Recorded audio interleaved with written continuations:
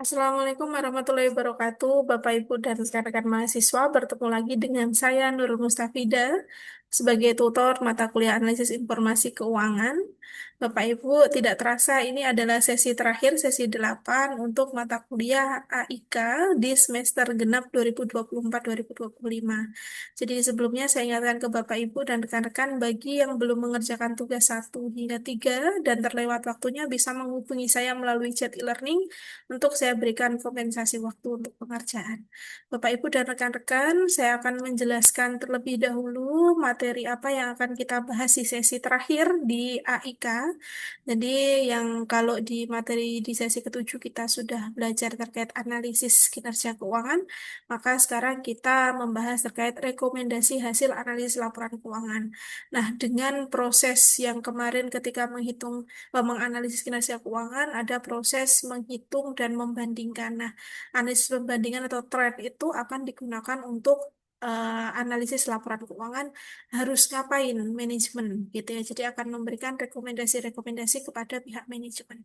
Nah, nanti Bapak Ibu ketika di sesi 8 sudah harus canggih, sudah harus paham gitu ya, menghitung analisis rasio keuangan, kemudian nanti seluruhnya mulai dari analisis di aset, liabilitas maupun ekuitas, kemudian menginterpretasikan hasil tersebut. Jadi tidak hanya angka, tapi kita interpretasikan hasil. Apakah likuiditasnya naik atau turun? Kalau likuiditas naik, berapa kenaikannya dan apa yang harus dilakukan oleh perusahaan? Ketika turun, kenapa dia turun? Poin apa yang membuat likuiditasnya turun? Kemudian setelah ada interpretasi hasil rekomendasi. Nah, kenapa ini butuh rekomendasi? Karena tujuan dari analisis informasi keuangan adalah rekomendasi untuk pihak manajemen. Jadi akuntan menyediakan informasi akuntansi, salah satunya adalah analisis informasi keuangan yang digunakan oleh manajemen dalam pengambilan keputusan. Di sesi 8 ini nanti akan ada diskusi Bapak Ibu yang harus dikerjakan. Kemudian saya akan memberikan contoh sedikit terkait rekomendasi analisis informasi keuangan.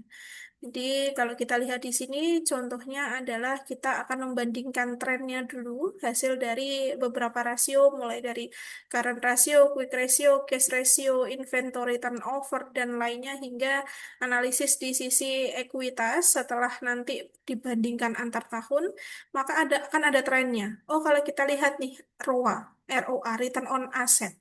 Berarti perbandingan antara return terhadap aset, berarti ini profitabilitas ya, kemampuan perusahaan menghasilkan profit dari aset yang dimiliki. Kalau kita lihat, nah di sini tahun ketiga 12,61 turun ke 11,9 dan naik lagi ke 12,5. Profitabilitas itu sifatnya semakin besar semakin bagus karena ada kemampuan perusahaan untuk menghasilkan profit Bapak Ibu dan rekan-rekan. Jadi kalau kita lihat ini trennya dari turun kemudian naik lagi. Nah, sebetulnya bagaimana rekomendasi biar ke perusahaan agar ROA ini di tahun selanjutnya itu tidak lagi turun seperti tahun kedua. Maka nanti akan ada rekomendasi-rekomendasi langkah dari hasil analisis kita ke pihak manajemen. Nah, untuk materi di sesi ke-8 ini bisa menggunakan modul 8 dan 9 Bapak Ibu seperti di sesi ke-7. Itu yang bisa saya sampaikan, Bapak, Ibu, dan rekan-rekan. Terima kasih sudah antusias dan aktif di kelas. Di kelas saya, khususnya di analisis informasi keuangan. Mohon maaf jika saya ada salah, kemudian ada terlambat menilai, tapi saya usahakan bahwa semua tugas dan pertanyaan dari mahasiswa akan saya berikan nilai dan akan saya jawab. Itu Bapak Ibu, sampai jumpa lagi di materi di mata kuliah yang lain, jangan di mata kuliah yang sama jika masih ada kesempatan. Baik, terima kasih. Saya Nurul Mustafida, izin undur diri. Wassalamualaikum warahmatullahi wabarakatuh.